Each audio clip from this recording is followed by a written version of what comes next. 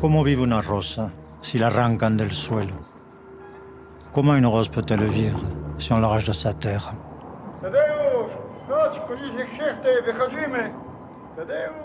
Avanti popolo della riscorsa, bandiera rossa, avanti popolo della riscorsa. Тільки я, окаянний, і день, і ніч плачу, на розпуттях нелюдних, і ніхто не бачить. Hijos del pueblo que oprimen cadenas.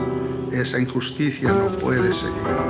Si tu existencia es un mundo de penas, antes que esclavo prefiero morir.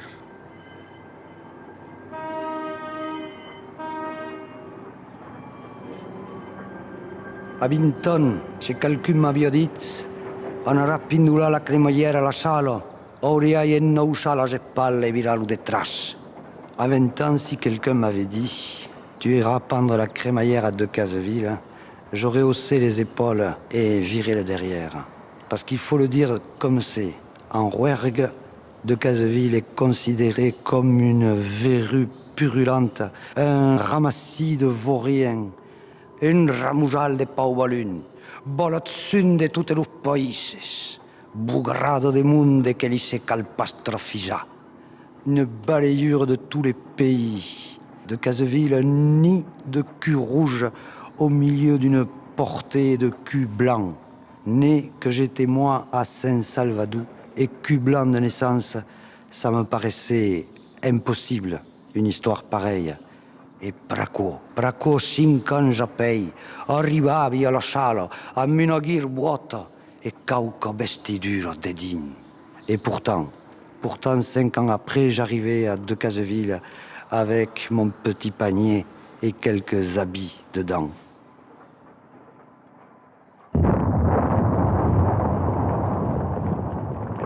Situé dans le sud-ouest de la France, au nord de l'Aveyron, Decazeville est né la nuit de Noël 1828 lors de l'inauguration de la première coulée de fonte au charbon en présence du duc Decazes, fondateur de la ville.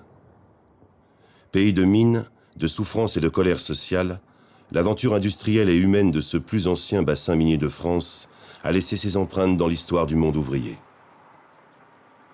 Les brassages des immigrations économiques et politiques venues des 4 coins de l'Europe au cours du siècle dernier ont contribué à forger son identité.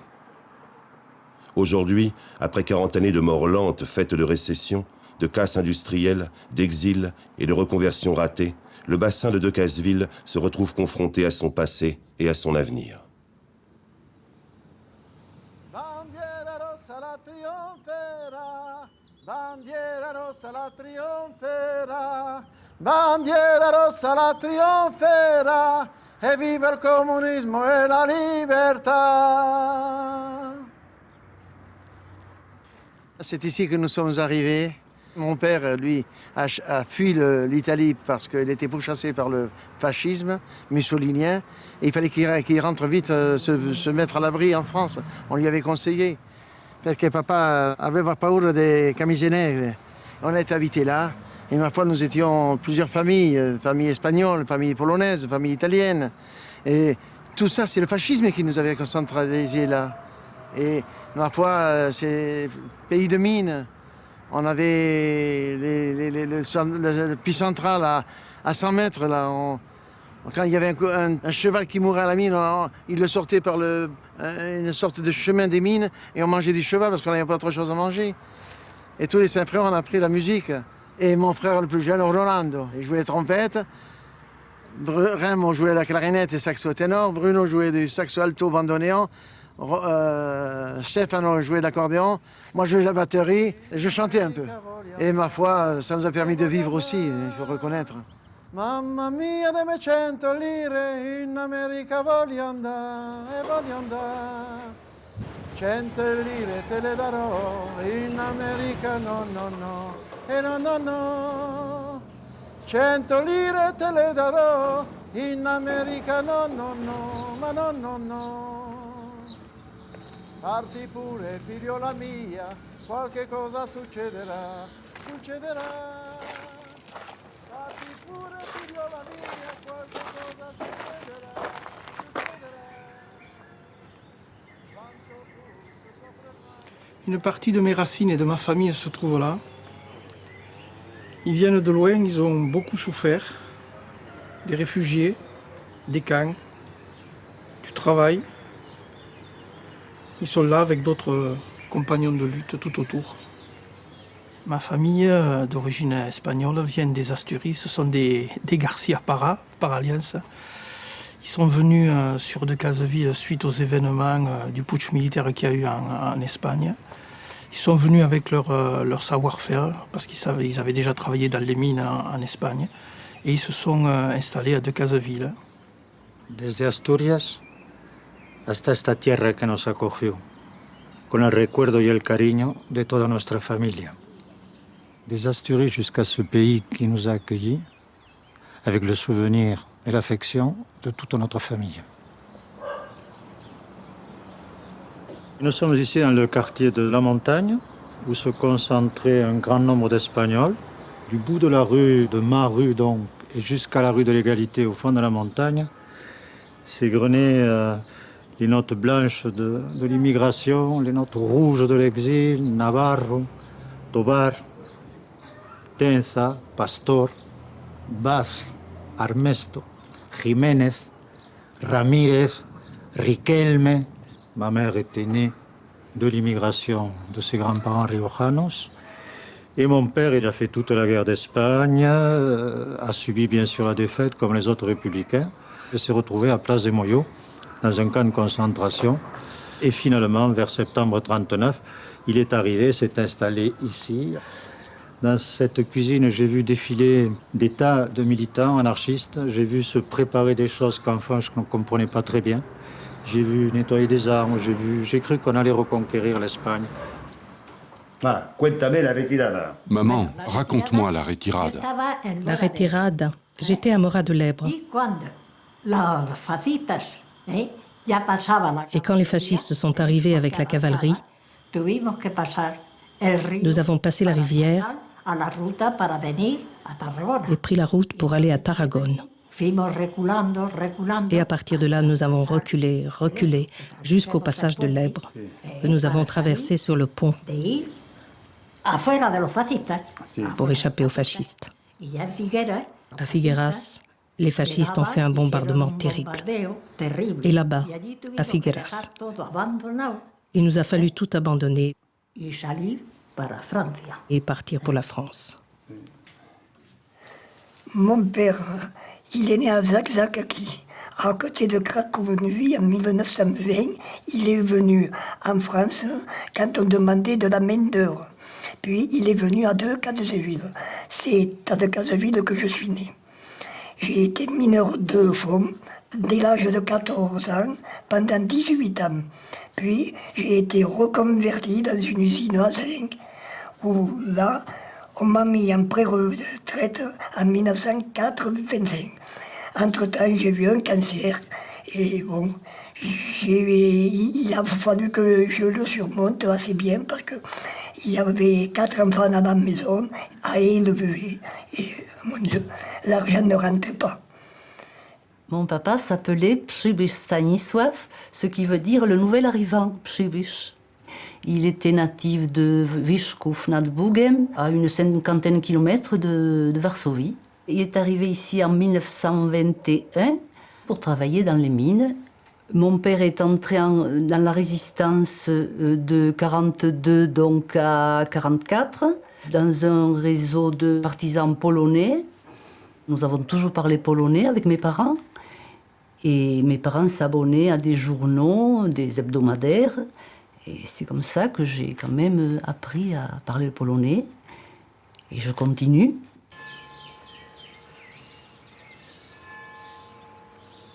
J'étais opérateur projectionniste dans cette deux salles.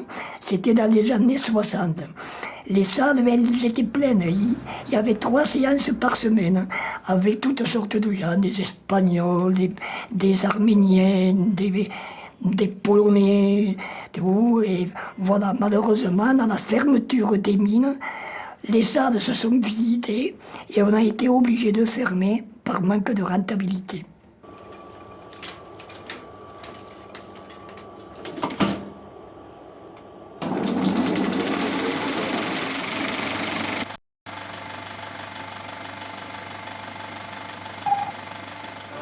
Combien durera encore la grève de Decazeville? Depuis plus de 10 jours, 1500 mineurs font la grève dans leur puits. Chaque jour, leur famille leur envoie les provisions qui leur permettront un jour de plus de vivre sur les lieux de leur travail. La grève de Decazeville, qui éclate en décembre 61, fait suite à l'annonce brutale d'un plan de 2000 licenciements lancé par l'État gaulliste d'alors. Cette décision, assortie de la fermeture de toutes les mines de fond, était celle de la communauté européenne du charbon et de l'acier de l'époque. Seul critère invoqué, le manque de rentabilité. Face à l'intransigeance de l'État et en l'absence de négociations sur les garanties de reconversion, c'est la première fois que le mot « reconversion » est prononcé dans un bassin minier en France. La grève de Decazeville va durer 66 jours avec le soutien de toute une région consciente qu'il y va de son avenir. C'est là tout l'enjeu du conflit. Et pour être entendu, certains mineurs vont s'imposer une grève de la faim de 22 jours. Nous sommes devant le seul puits qui reste sur le bassin de Decazeville. Et ce puits, il représente pour moi un lieu important, chargé de mémoire, puisque c'est là que nous venions avec ma mère, lorsque mon père était en grève avec Occupation du Fond en 61. Et nous venions là apporter le cabas pour le ravitailler. Et en même temps, je me retrouvais au milieu des grévistes. Et c'est un moment quand même inoubliable pour moi, quoi.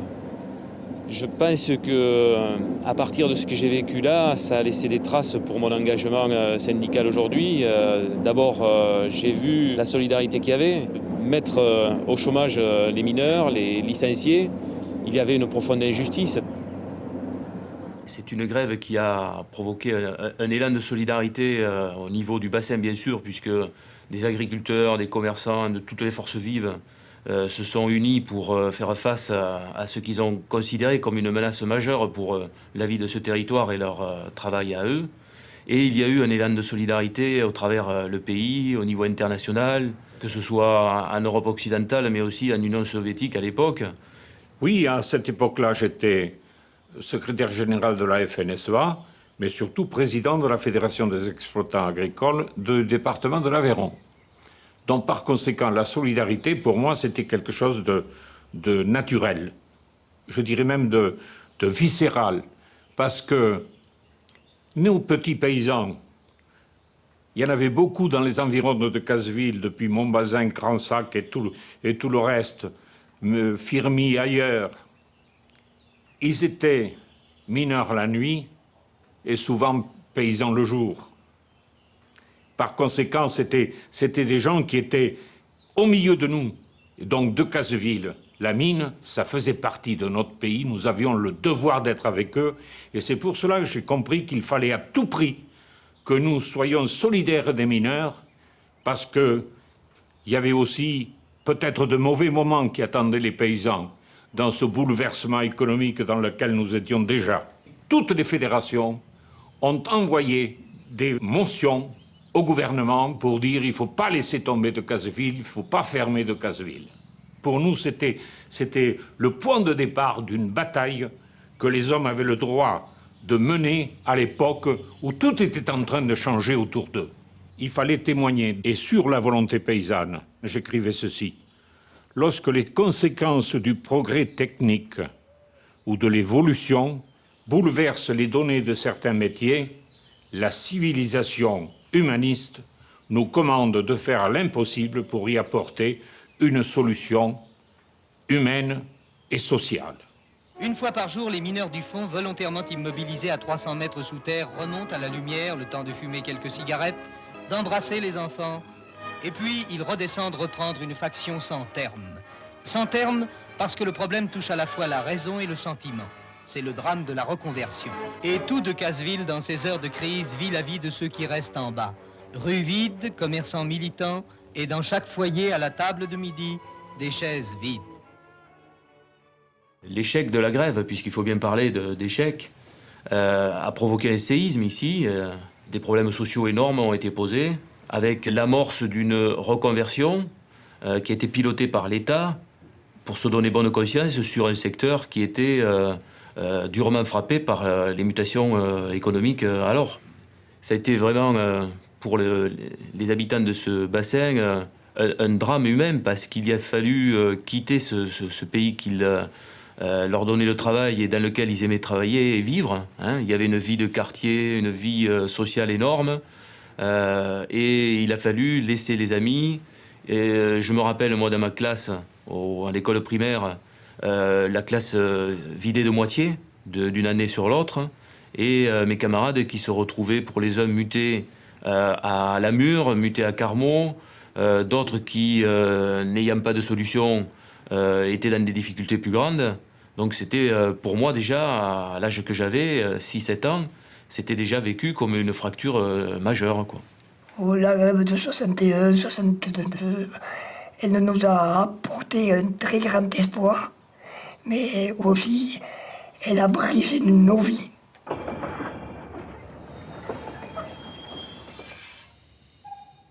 On a été reconvertis en 62. Alors il y a des copains qui sont partis à Aix-en-Provence, d'autres sont partis à Lamure, d'autres sont partis à Carmaux. Et moi j'ai tiré le sort pour être envoyé au gars, là, à l'usine du gars. Il a fallu recommencer toutes les catégories, recommencer à zéro comme un pas de manœuvre. On est arrivé, on était mal vu par les gars qu'ils devaient partir. Hein. On était comme des parias, on était considérés comme des moins que rien. J'ai commencé ma vie active en travaillant dans cette entreprise où j'ai côtoyé les mineurs qui étaient reconvertis après la fermeture de 61, qui étaient ici méprisés, où la direction leur disait si vous n'êtes pas content, allez voir ailleurs, vous êtes des moins que rien, et surtout taisez-vous et essayez de faire votre boulot. Donc j'ai pas supporté la façon dont ils étaient traités.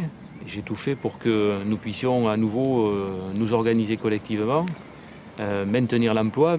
Mais c'est une entreprise qui était dans les mains de Charbonnage de France, des ministères, qui avaient, eux, piloté cette première reconversion, qui contribuaient à mettre en place des chasseurs de primes, parfois même des amis, des connaissances, qui venaient ici pour un moment, le temps que les luttes sociales s'apaisent, et qui, une fois qu'ils avaient rempli les poches, partaient en espérant que derrière, il n'y aurait pas d'action, il n'y aurait plus de lutte, et que le problème serait clos. Alors qu'il n'a pas pu se relever du premier choc des années 60, le bassin est confronté au deuxième choc des années 80, qui va le précipiter au fond de son déclin. Plus de 2000 emplois vont disparaître et toucher l'ensemble des communes du bassin, qui ont perdu 10 000 habitants en 20 ans. Ainsi, la société belge Vieille Montagne, installée depuis plus d'un siècle sur le site de Viviers, abandonne la fabrication de zinc par électrolyse. Vantée naguère comme la plus grande d'Europe, la mine à ciel ouvert est en sursis permanent. La fermeture interviendra en 2001. Le groupe Vallourec arrête la fabrication de tubes sans soudure pour l'industrie lourde. À ses côtés, le dernier pilier de la sidérurgie de Casvilloise, SESD Usinor-Sacilor, est chancelant. Et en 1987, la fermeture est annoncée par le gouvernement avec le ministre Madeleine. Tout le secteur sidérurgique est alors abandonné. Donc deuxième traumatisme, alors que quelques années auparavant, un immense espoir était né avec l'avènement de la gauche.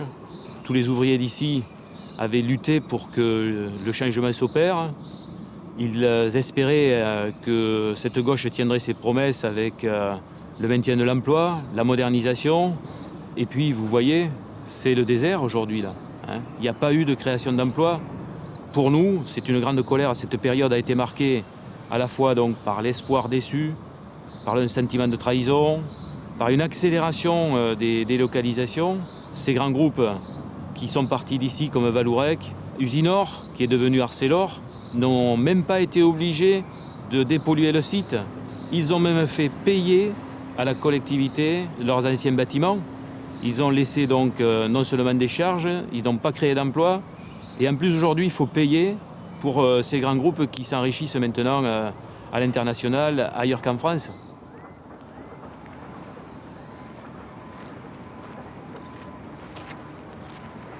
Oui, je suis né ici et j'ai grandi juste à côté. Et ma maison était juste coincée entre les deux usines, ce qui fait qu'on vibrait toute la journée au son des 3-8. Les ponts roulants nous secouaient les lits, les camions à l'entrée de l'usine nous faisaient bouger les assiettes et les verres. C'est une véritable cacophonie de klaxons, de poussière tout le temps, en continu. Et c'est vrai que c'est des bruits que j'ai encore dans la tête et que je garde tout le temps. Hein. Moi, j'ai travaillé pendant 10 ans à la société d'exploitation sidérurgique de Decazeville. J'ai participé à l'exploitation et à la casse de mon outil de travail. Cette aciérie, c'était le cœur, c'était la vie. On l'a arrachée. La plaie est encore toute béante, elle est là derrière. Et le silence qu'il y a aujourd'hui, il a été acheté par des sommes astronomiques. Et à part le chant des oiseaux, on n'entend plus rien. Aux aciéries de Decazeville, j'étais technicien agent de maîtrise. Je suis rentré aux aciéries à l'âge de 19 ans. Je venais juste de passer mon bac. Et là, j'ai fait 18 ans. Et je pensais faire toute ma carrière à l'aciérie, étant donné que mon père avait travaillé plus de 40 ans, presque 45 ans. Et que souvent, il me disait, bon, de toute façon, il n'y a pas de problème. Malheureusement, 18 ans après, SESD a fermé à l'époque. Et bien, après la SESD, ça a été la reconversion, comme on l'appelle, c'est-à-dire qu'il a fallu se remettre en question. On a démoli le Gérard qui était là avant pour refaçonner quelqu'un qui puisse se vendre, quelqu'un qui puisse avoir une nouvelle vision du travail qu'on allait sûrement lui donner. Et progressivement, le métallo que j'étais a fait place à un vendeur, à un laveur de voitures, à un grutier. Et c'est vrai que pendant un certain temps, on oublie un petit peu son identité, on se perd. On a l'impression d'être une monnaie d'échange. Et bien, toute personne qui employait ou qui engageait un métallo touchait une enveloppe de... Moi, c'était 50 000 francs. Donc, on voulait bien vous embaucher à la condition que il y ait l'enveloppe de 50 000 francs au bout. Et puis, au bout d'un an, moi, je me suis retrouvé à la case départ, par terre. Donc il a fallu recommencer les démarches, il a fallu se reconvertir une nouvelle fois.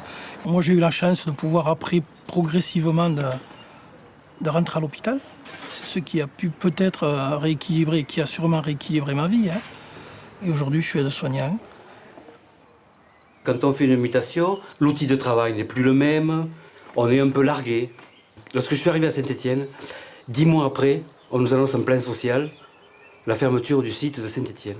Alors moi, je ne voulais pas revivre un deuxième plan social, parce que lorsqu'on approche quand même la quarantaine, un arbre, il est fortement enraciné et c'est très très difficile de le faire repousser ailleurs. Et ensuite, je suis revenu sur le bassin de Decazeville, je suis rentré à C2D, et là, ça a duré 2 ans et demi. 2 ans et demi après, on referme la porte. Alors j'ai dû faire 3 ouvertures et 3 fermetures d'entreprise en 25 ans de carrière. Et là, je suis resté pratiquement 1 an au chômage.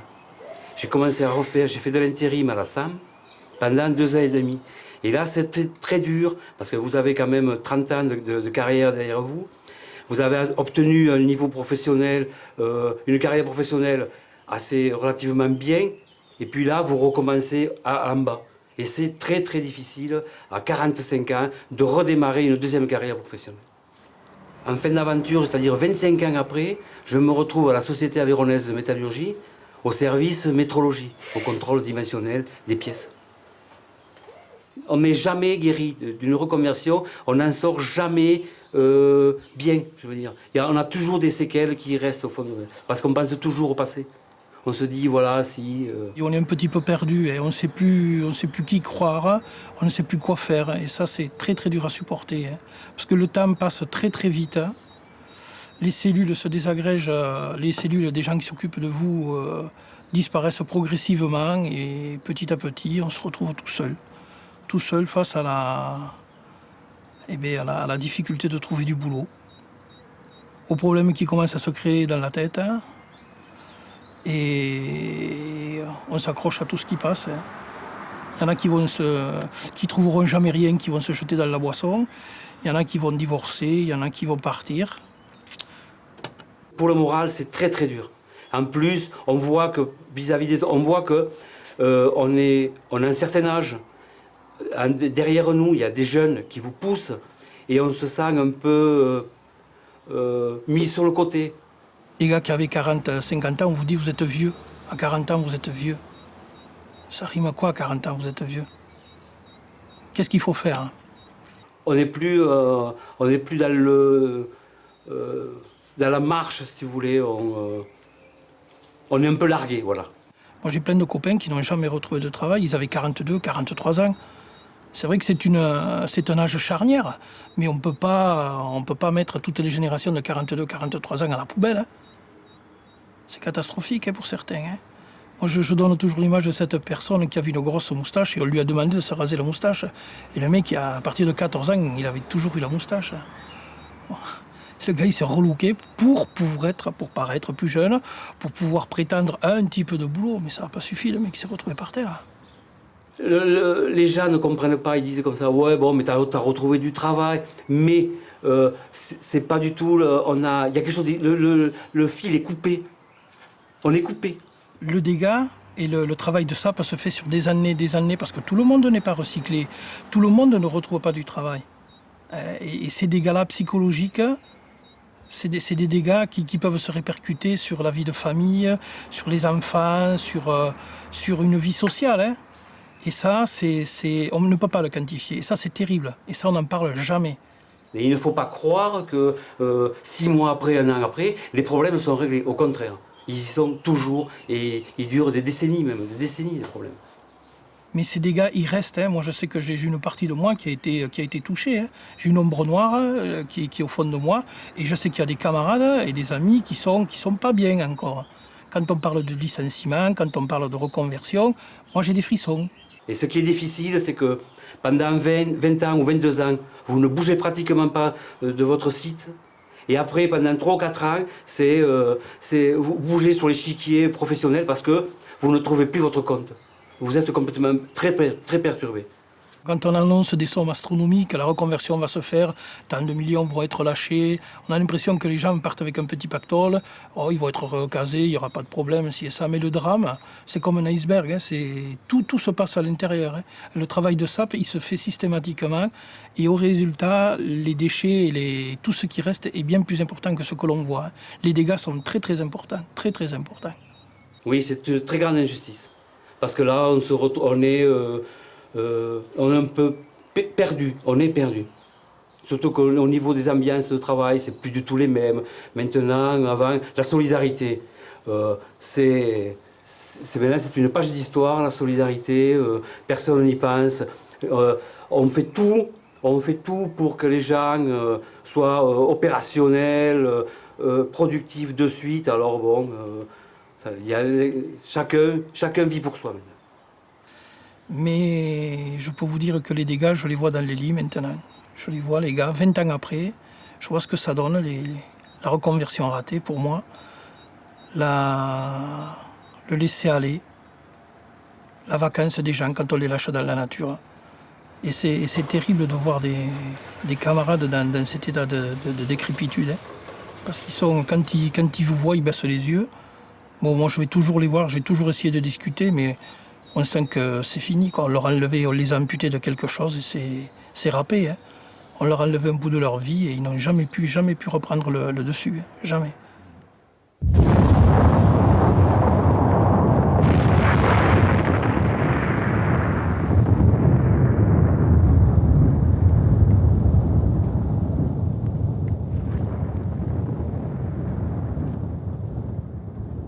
Moi, je viens du Nord-Pas-de-Calais. J'ai travaillé au 7 et au 7 bis de Liévin. De Liévin, j'étais parti au 4 de Lens. Et du 4 de Lens, je suis parti au 19 de Lens que j'ai fini. Quand j'ai su que le Nord-Pas-de-Calais s'était terminé, voilà. Il y avait des demandes de mutation sur Gardanne, enfin le centre-midi. J'ai fait ma demande pour repartir au fond. Et puis je suis arrivé ici en Aveyron, à Decazeville, là, parce qu'ils demandaient du personnel. Et on m'a proposé un poste sur le parc à charbon pour le jour. Et j'ai accepté.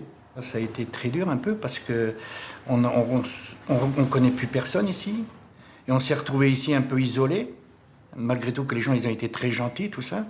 Mais loin de tout, loin de la famille, loin de... C'est très dur à vivre un peu au départ. Ouais. Si vous voulez, on venait reprendre un peu du travail à certaines personnes peut-être ici. que des usines fermées.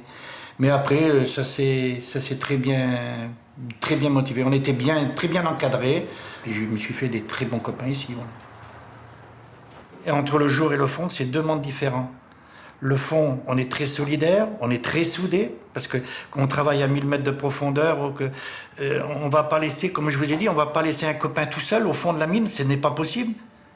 Et on va pas remonter, dire, eh ben, je le verrai demain, on va rester avec. Et je le regrette, ça, un peu. Et vous voyez, à l'heure actuelle, je vais avoir 55 ans, on m'aurait dit qu'il faudrait redescendre au fond de la mine, je redescendrai au fond de la mine. Oui, je m'attrape un peu. Ça me fait drôle, ouais. Ouais.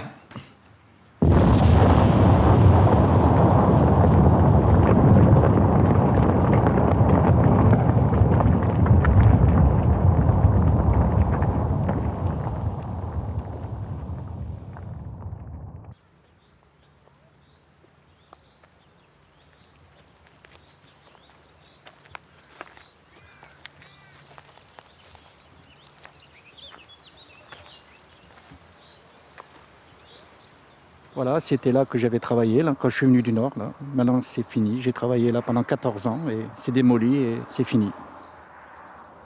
Et malheureusement, c'est la fin du charbonnage de France. Voilà. Dommage.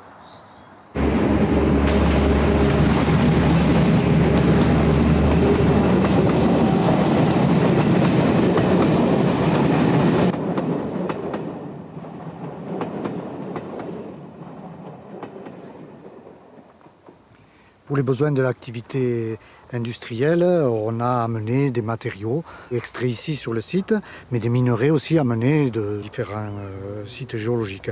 Après combustion, après traitement chimique, on a concentré des laitiers, ce qu'on appelait des stériles, mais qui ne sont pas si stériles que ça, puisque dans ces matériaux, on trouve aujourd'hui tout un tas de métaux lourds, arsenic, cadmium, zinc, plomb, chrome, et j'en passe de plus terribles. Ces métaux-là, on ne peut pas aujourd'hui se réinstaller dessus sans risque de dommages pour la population.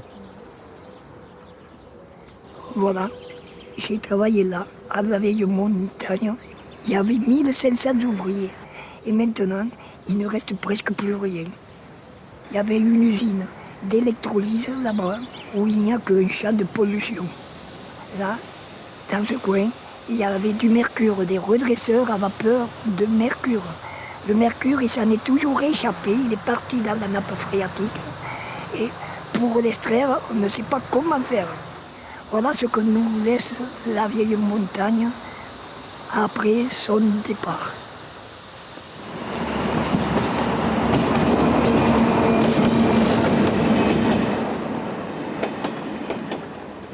Oui, effectivement, le bassin de Cazeville a connu pendant plus de 150 ans une activité minière liée à l'exploitation du charbon et puis une activité liée à la sidérurgie.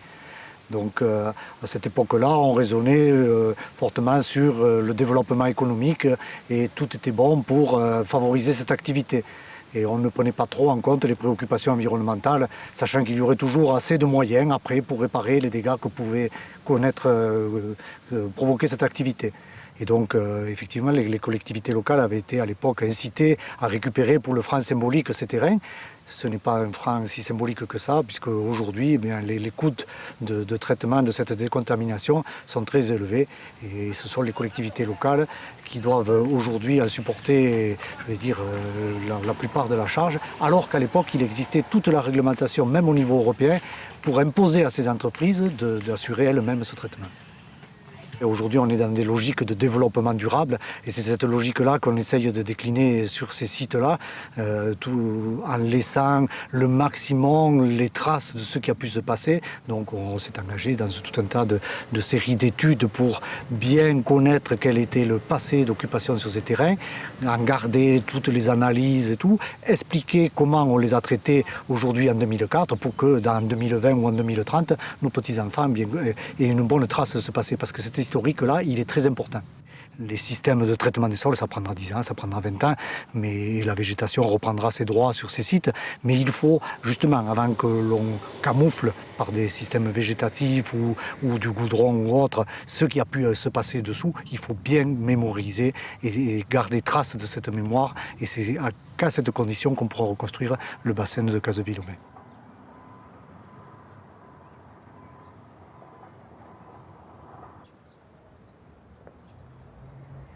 Avec son horloge arrêtée, ce bâtiment représente tout un symbole. Je crois que c'est l'illustration parfaite de l'échec de la reconversion et de la politique des ateliers relais. On était donc à la fin des années 80, la sidérométallurgie venait de fermer et la municipalité de Decazeville se retrouvait donc dans l'impasse et s'est engagée dans une grande politique d'ateliers relais encouragé par les pouvoirs publics de l'époque. Et en fait, tout ce qui se trouvait sur le site, toutes les friches, ont été transformées pour différentes entreprises qui venaient souvent de l'extérieur. Il faut se rappeler donc que c'était aussi les années 80, c'était les fameuses années tapis. Et d'ailleurs, le maire de l'époque, Pierre Delpech, avait un slogan « Decazeville avance, Decazeville gagne ». Et aujourd'hui, on voit ce qu'il en est, quoi. La ville, finalement, n'a pas beaucoup avancé, n'a pas beaucoup gagné, quoi. Alors ce bâtiment a été appelé le bâtiment du Transville, parce que c'était un ingénieur originaire de Cazeville, du bassin de Decazeville, qui travaillait à l'époque pour la société Otis, et qui était donc venu proposer à la municipalité de l'époque de développer plusieurs produits de haute technologie, dont un fameux mini-métro automatique sur coussin d'air qui devait être fabriqué dans ce bâtiment. L'industriel, à l'époque, avait promis tout de même 1000 emplois. Il n'y en a pas eu un seul. Et en fait, ce bâtiment a coûté une petite fortune à la collectivité locale. Je crois que c'est un scandale, oui, parce que finalement, il y a des millions et des millions qui ont été investis avec l'aval des pouvoirs publics qui finalement encourageaient la municipalité de l'époque. Mais il n'y a jamais eu aucun contrôle de ces fonds publics. Et on peut se dire qu'encore une fois, ce sont les contribuables qui ont payé l'ardoise de la reconversion et de la fermeture des entreprises de l'industrie lourde. Cet atelier a encore une histoire incroyable. Il avait été construit à l'époque pour la société Tutti Colori. C'était un industriel italien qui devait monter un atelier de fabrication pour Benetton. Alors forcément, Benetton, c'était un nom ronflant. Il y a eu une grande confiance accordée à ce personnage qu'on n'a jamais vu. Et le projet, lui non plus, n'a jamais vu le jour. Et l'atelier est resté inoccupé pendant une dizaine d'années. Alors le problème, c'est qu'à force d'échecs successifs, les gens finissent par perdre confiance. Le problème, c'est que les usines ont fermé depuis près de 20 ans. Et 20 ans, c'est lourd et c'est long dans la vie d'un homme. J'en suis d'autant plus conscient que mon fils aîné vient d'avoir ses 20 ans. Et comme beaucoup de jeunes qui sont partis, lui aussi, il se pose la question pour savoir s'il va pouvoir construire sa vie ici. Et c'est que le passé, il est tellement lourd à porter, qu'il y a un traumatisme tellement important que ça finit par être un fardeau insupportable. Même si on garde une lueur d'espoir importante, on se dit qu'il y a un seuil à ne pas dépasser, qu'il ne faut pas tomber trop bas parce que sinon, à un moment, on ne peut plus se relever. Oui, j'ai fait le choix de rester dans le bassin de Decazeville, comme d'autres jeunes de ma génération à l'époque l'ont fait, parce que nous aimons notre région, nous aimons les gens qui y vivent, le brassage qu'il y a eu, des gens venus de tous horizons. Mais à un moment, on se dit que la seule chaleur humaine ne suffit plus.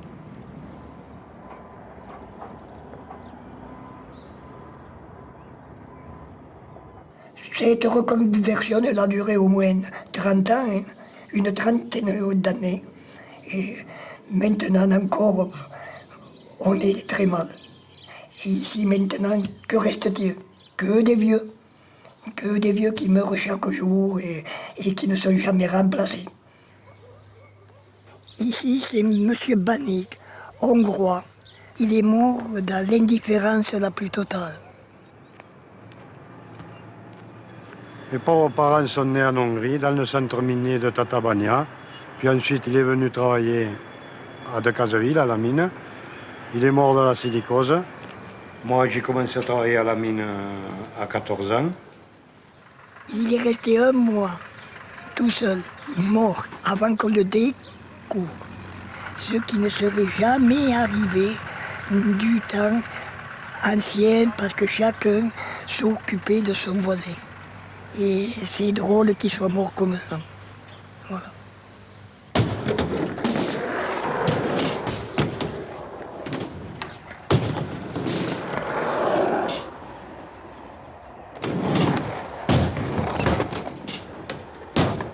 Je fais des études pour être opticien et je fais du skate le week-end à Decazeville. Je fais des études à Toulouse en pharmacie. Moi, je compte pas rester sur Decazes parce que il n'y a pas forcément des possibilités d'emploi qui m'intéressent là. Et puis en plus, la population est vieillissante, donc c'est pas forcément intéressant. Tant qu'on est jeune, si on reste ici, on va rentrer dans la routine, quoi. Je suis étudiant en Rodez, même sans être méchant, il n'y a que des vieux, quoi. Ah, moi, je le vois, de moins en moins d'habitants, de plus en plus de commerces qui ferment et les jeunes, ils s'en vont. On est trop peu de jeunes par rapport à toute la population de Decazes, donc ils peuvent pas vraiment investir pour les jeunes parce que c'est pas rentable, quoi. Et c'est normal, mais après voilà, c'est un cercle vicieux, on peut pas en sortir, quoi. Donc il faut qu'on bouge.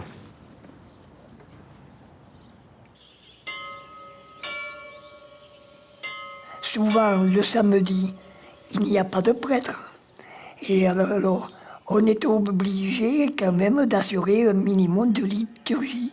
Alors, c'est pour ça que je viens et j'aide dans la mesure de mon possible, malgré que je ne sois pas pratiquant.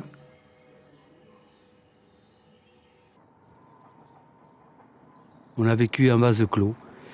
Pendant la grande époque, on n'a pas su, il aurait peut-être fallu chercher autre chose, parce qu'on vivait sur la sidérurgie, la mine, la métallurgie, et tout était prospère, et on ne pensait pas qu'un jour, tout allait tomber. On aurait dû se diversifier, et ne pas attendre que tout s'écroule pour dire, maintenant il faudrait faire quelque chose. Je crois que le bassin de Decazeville a trop longtemps souffert et souffre encore d'une forme de culture ouvririste dans le mauvais sens du terme. Parce que le prolo, il allait à l'usine, il bossait, il sortait, il allait boire son pastis, le soir il rentrait, il regardait la télé un peu, puis il allait au lit. Il n'avait pas forcément besoin ou on pensait qu'il n'avait pas forcément besoin de se cultiver, d'avoir un cadre de vie agréable. Et je crois que dans les décisions de l'époque, on n'a peut-être pas fait toujours les bons choix. Cette ville est née tout simplement d'un projet économique. Et c'est dur quand on est né d'un projet économique de survivre à ce projet économique, surtout quand on n'a que ça dans la tête. Et il faut aller puiser au fond de soi pour voir qu'on est autre chose que les résultats d'une épopée industrielle. Oui, je crois que c'est un peu le propre de tous les bassins industriels comme Decazeville. C'est que toujours, on pense en termes d'industrie lourde, quoi. Et on n'imagine pas d'autres solutions. Et tout le temps, les élus, les décideurs, les acteurs locaux, ils se sont imaginés qu'ils arriveraient à refaire venir de grosses entreprises avec des centaines d'emplois. Et je crois qu'aujourd'hui, c'est terminé, la page elle est tournée, il faut tourner la page.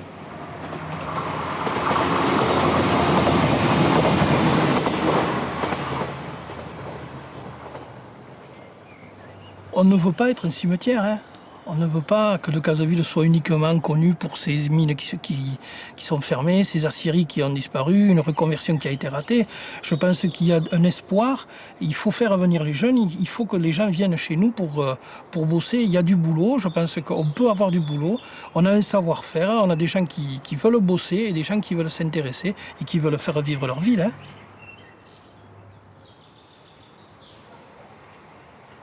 Dans cette allée, où il y a 68 ans, je suis née. C'était une autre vie totalement différente de celle que nous vivons. On vit un monde, après 30 ans de disparition de toutes nos énergies premières, hein, qui nous faisaient vivre à l'époque. Eh bien, maintenant, chacun vit un peu pour soi, individualiste. On a perdu ce sens de la communauté, au sens propre du mot. Hein. Mais en regardant là-haut, c'est ce qui peut-être a boosté ma vie. C'est qu'en haut, là-haut, il y avait la maison des ingénieurs.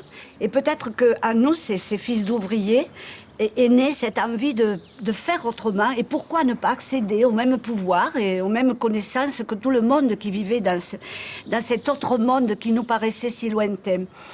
Et dans la chambre, là, où je me revois grimpant mes escaliers en cachette et calfeutrant le tour de la porte pour que ma mère ne me gronde pas puisque j'usais la lumière et il fallait la payer.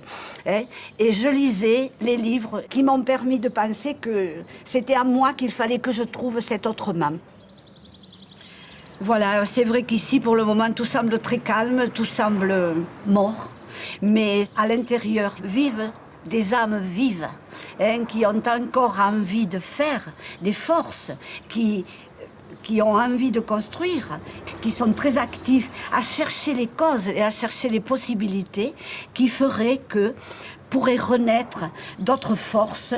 Hein, et c'est vrai que on est dans le bassin une population un peu particulière, mais on a été habitué toujours à être noué, à avoir des relations, à se battre dans des combats. C'était des étapes de lutte. On n'a pas arrêté de lutter dans notre bassin. Et ce sont ces luttes, je pense, qui ont fait de nous ces êtres peut-être un peu plus forts, moins déstabilisés, et qui veulent croire encore dans ce futur, qui fait que si on n'est pas inactif, on arrivera à refaire vivre ce bassin que tous on a tant aimé et qu'on aime encore. Cette ville, Decazeville, ce bassin, c'est vrai, oui, je l'aime. Comme tous, on l'aime, mais quelque part aussi, des fois, on la hait un peu parce qu'on se dit que c'est beaucoup plus difficile ici qu'ailleurs, quoi. Aujourd'hui, il reste une partie du décor avec quelques friches et avec tous les problèmes que cela suppose pour la collectivité. Et je crois que la question centrale, c'est de savoir qu'est-ce qu'on va reconstruire et comment on va pouvoir reconstruire. Que reconstruire? Comment faire? Et vite est apparue la nécessité qu'on se regroupe, que nous profitions de l'intelligence des uns et des autres et que nous arrivions à mettre en avant l'énergie qui est ici parce que nous sommes des réalisateurs, donc nous ne pouvons pas rester dans un schéma de défaite et puis de démolition sans avoir à reconstruire à côté, quoi. On a pris des coups, on se relève doucement, tout doucement, c'est sûr. On est encore peut-être un peu à genoux, mais on va continuer à se lever, hein, et on va aller de l'avant. Hein, on va pas se laisser enterrer. Hein. Donc nous avons imaginé comment nous pouvions passer par-dessus les divisions syndicales, politiques, par-dessus les clans, et faire en sorte que nous œuvrions les uns et les autres à défendre ce qui existait encore, maintenir les services publics, et puis à se projeter sur le développement de ce bassin.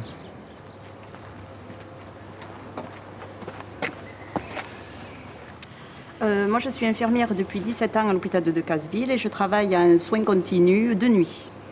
Et moi, je suis infirmier en chirurgie orthopédique, mais je suis également secrétaire du syndicat CGT de l'hôpital de Decazeville.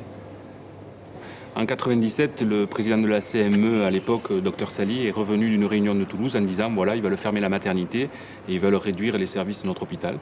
Et c'est à partir de là où c'est qu'on est monté au créneau. Et en effet, ça s'est concrétisé après à l'annonce du deuxième schéma régional, où la maternité de Decazeville, en effet, devait fermer puisqu'elle ne remplissait pas les conditions après évoquées par Bernard Kouchner, c'est-à-dire les 300 accouchements. C'était le point sensible à ne pas toucher, quoi. Et ça nous a permis à rassembler, que ce soit des élus, des syndicalistes, des chefs d'entreprise, des associations, et tous ensemble, on a défendu cette maternité et en même temps l'hôpital. Se battre pour l'hôpital de Decazeville, je veux dire que c'est vrai que souvent on nous a accusés, ou les politiques, de dire eux, ils veulent garder la maternité parce que la maternité, c'est symbolique, parce qu'ils veulent garder l'école, parce que l'école, c'est symbolique. Mais au-delà de ça, quand même, je veux dire, il y avait une sécurité, il y a des êtres humains, et on était efficace. Notre maternité était efficace. Bon, c'est vrai que souvent, on nous a dit, dans le bassin, c'est des révoltés, sitôt qu'on dit un truc, hop, ils se révoltent, ils sortent les banderoles. Mais je veux dire, il y a des chiffres à l'appui, il y a des besoins et on réfléchit quand même, nous aussi. Et si on voulait cette maternité, c'est que les femmes en avaient besoin. Si on veut garder notre hôpital, c'est pareil. Hein. Pour moi, ça a démarré avec un engagement personnel. Et puis, ça a débordé avec un engagement citoyen, on va dire.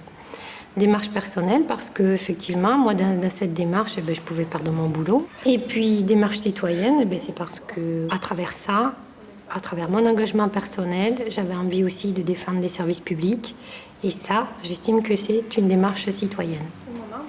Pour moi, la maternité, c'est un peu l'origine de la vie. C'est là où les enfants naissent, où ils vont après dans les écoles. Et donc, s'il naît moins d'enfants sur Decazeville, eh ben, il y aura aussi des classes en moins, des futurs travailleurs sur Decazeville en moins, et donc une population qui s'éteint, on va dire.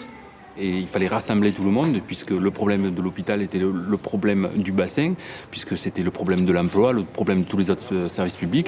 Donc on a pris un petit peu la recette de nos anciens, qui eux défendaient leur outil de travail en disant vivre et travailler au pays, et nous on a rajouté naître, vivre et travailler au pays. Et nous avons pu, à partir de là, avoir une prise de conscience, et puis ce mouvement s'est élargi. Nous sommes arrivés à faire en sorte que le bassin parle d'une seule voix, et que cette voie porte jusqu'au plus haut niveau, au niveau interministériel. Des mesures ont été prises, nous les avons obtenues. Certains même ici doutaient que l'on puisse gagner, on était tellement habitués à perdre. Ce maintien de la maternité a été quelque chose qui a sonné comme un renouveau dans le bassin, étant donné que c'était la première fois qu'on a pu sauver quelque chose dans le bassin. Ça a fait suite à pas mal de fermetures d'usines, par exemple. Et ce maintien-là a donné, je crois, beaucoup de courage à la population et donc et beaucoup d'espoir pour l'avenir, en pensant que finalement tout n'est pas perdu et que la lutte peut parfois donc aboutir à quelque chose de positif. Et pourtant, cette maternité était vraiment menacée. Et là, le fait de l'avoir maintenue, ça a été vraiment une grande victoire pour le bassin et pour la population du bassin. Il faut toujours se battre, il faut toujours être motivé, il faut toujours avoir envie de reconstruire, il faut toujours rebondir. On a l'impression qu'il faut en faire toujours plus que les autres, quoi. C'est un peu ça. Ces luttes sociales, c'est pas pour le plaisir qu'on les fait. Ce ne sont pas des caprices.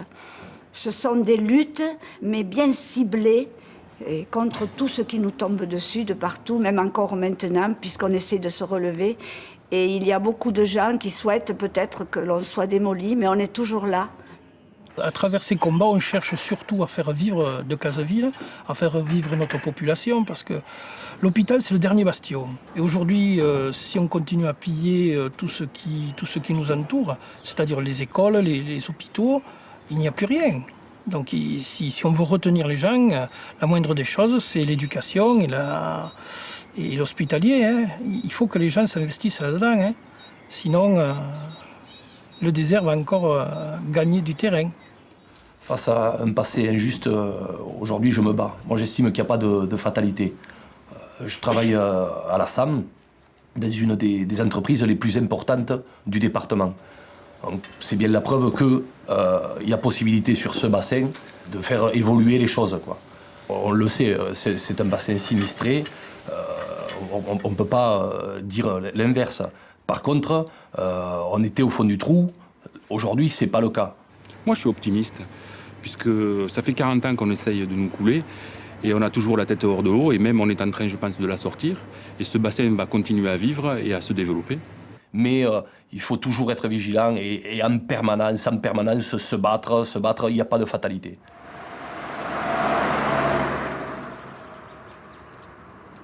Maintenant, ça va faire 1 an que je cherche du travail.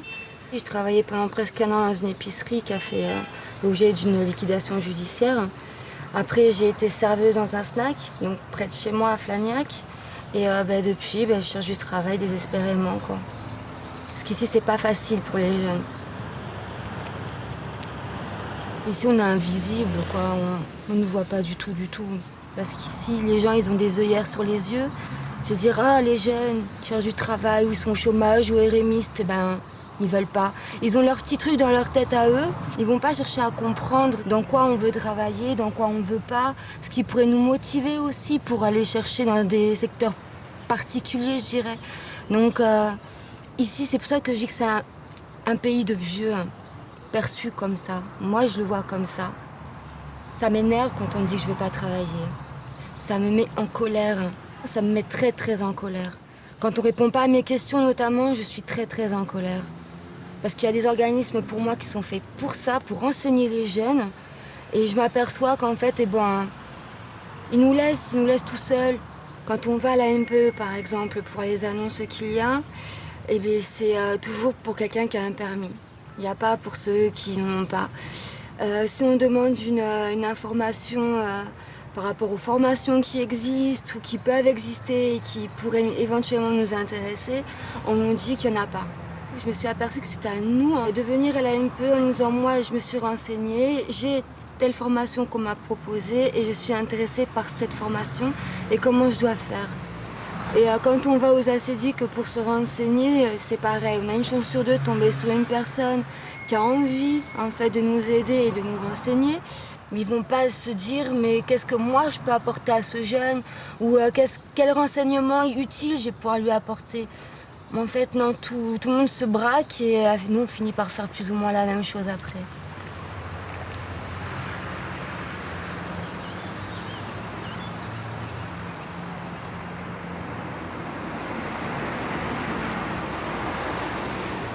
Le seul endroit ici où un jeune peut trouver appui, c'est à l'entraide. Parce qu'il n'y a que là, en fait, qui nous écoutent, ils ont toujours un sourire, ils ont toujours un petit mot qui encourage, qui fait qu'on n'abandonne pas, en fait. Parce qu'on perd vite le moral à chercher, et sachant qu'on ne trouve pas, qu'il n'y a pas de suite, on se démoralise très très vite.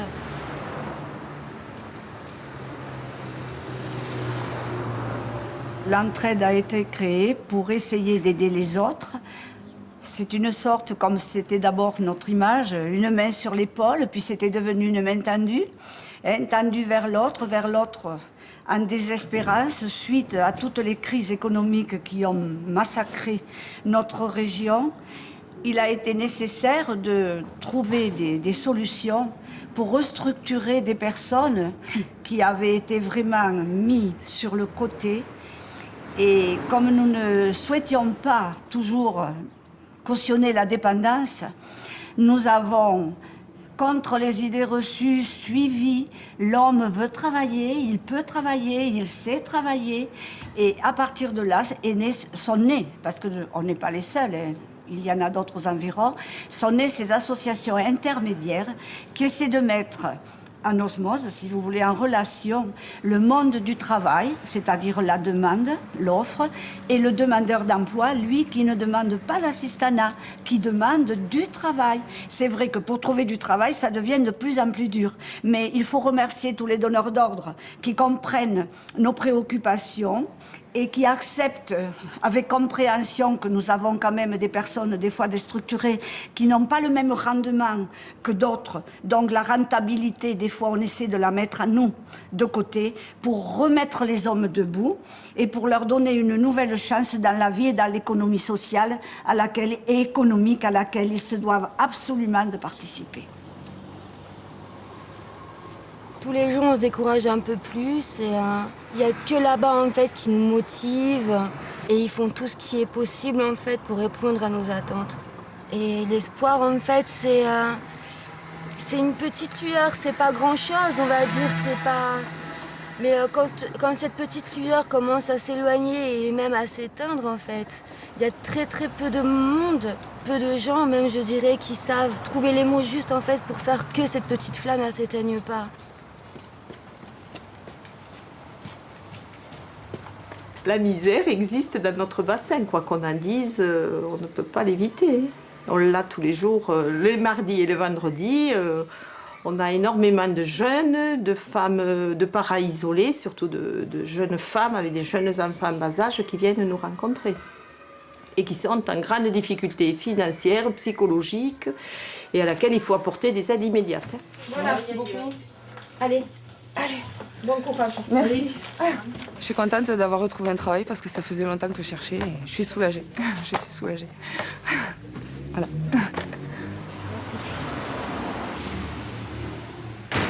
Chez nous, il n'y a pas de travail pour les femmes, ou c'est qu'un travail en usine, ou dans les grandes surfaces, mais les grandes surfaces sont très limitées.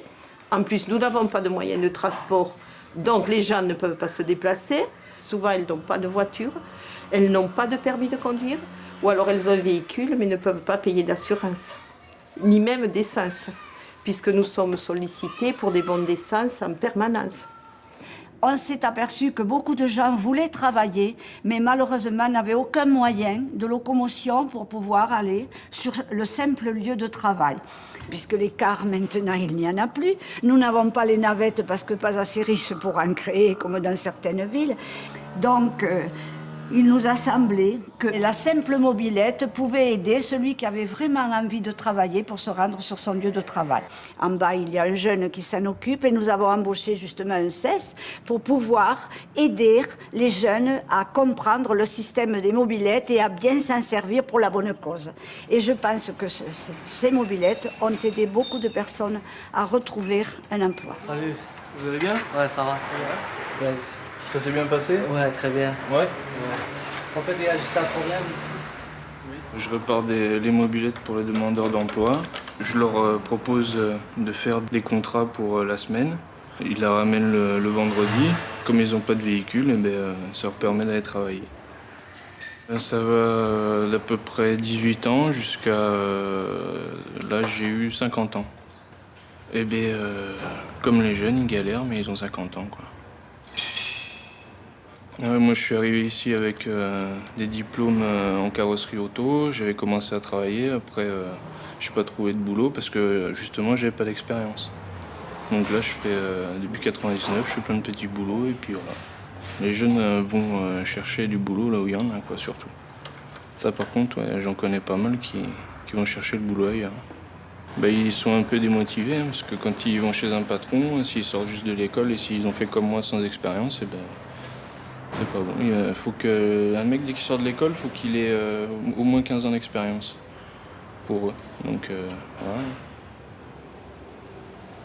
Il y a un petit problème.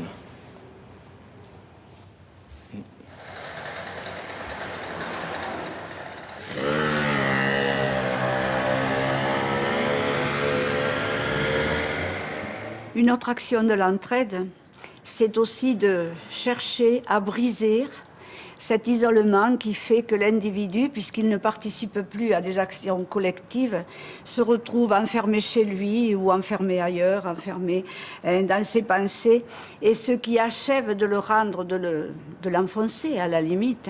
Et on essaie à tout moment de créer des lieux de rencontre.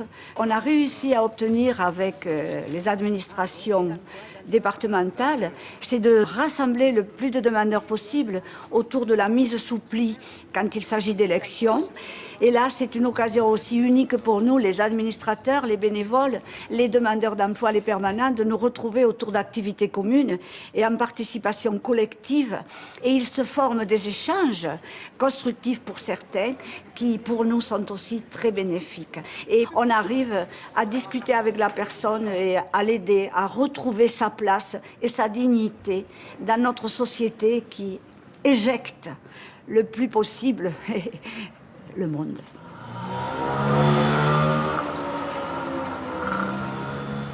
Au départ, l'association intermédiaire en 96, on rencontrait des personnes qui se réinséraient facilement.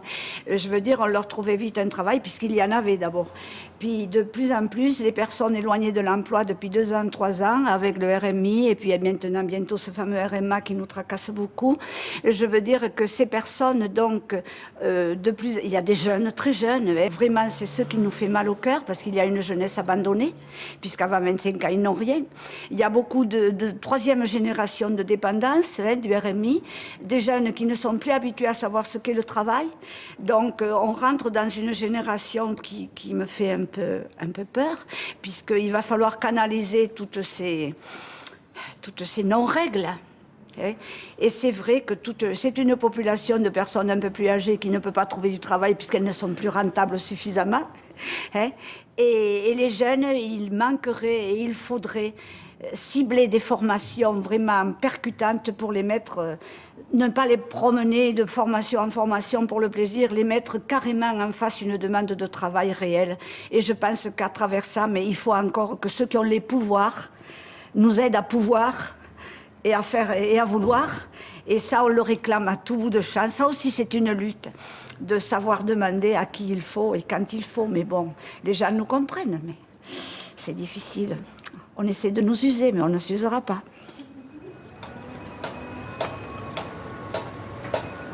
Aujourd'hui, sur ce site sidérurgique qui a été cassé, il y a une grue. Pour la première fois depuis 30 ans, on construit sur ce secteur. Et ce que nous construisons, nous l'avons gagné. Nous avons obtenu qu'il y ait la création d'une maison pour l'emploi, la formation. Et il a fallu se battre pour pouvoir l'obtenir, même ça.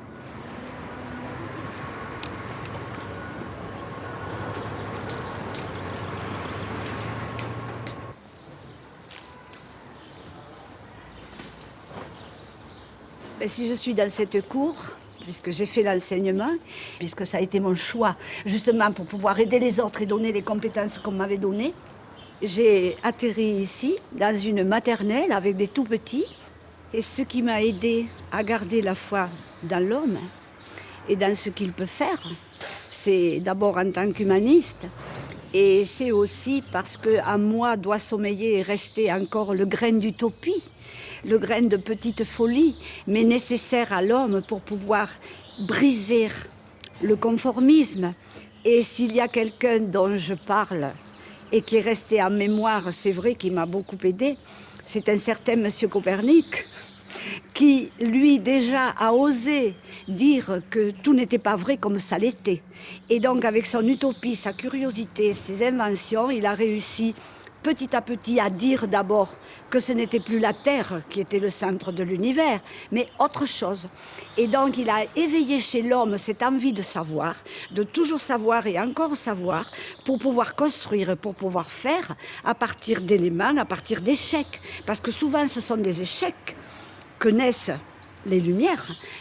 Et je pense qu'encore, il faut essayer de vouloir toujours faire un autre monde, puisqu'on a dit qu'il fallait être fou pour faire un monde.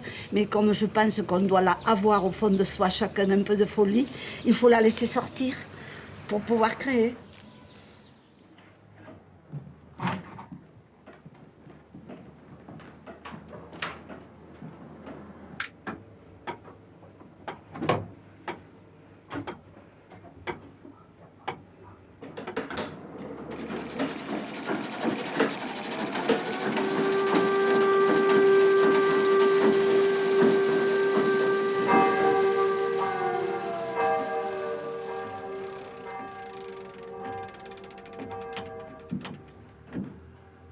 Après la grève de 61-62, toutes les horloges se sont arrêtées. Or, il fallait bien que notre temps continue. Et je suis montée dans tous les clochers et à essayer de les remettre en route. J'y suis arrivée. Et donc voilà. Et depuis, le temps passe, jusque peut-être au jour où elles s'arrêteront à nouveau. Et là, je ne sais pas ce qui va arriver.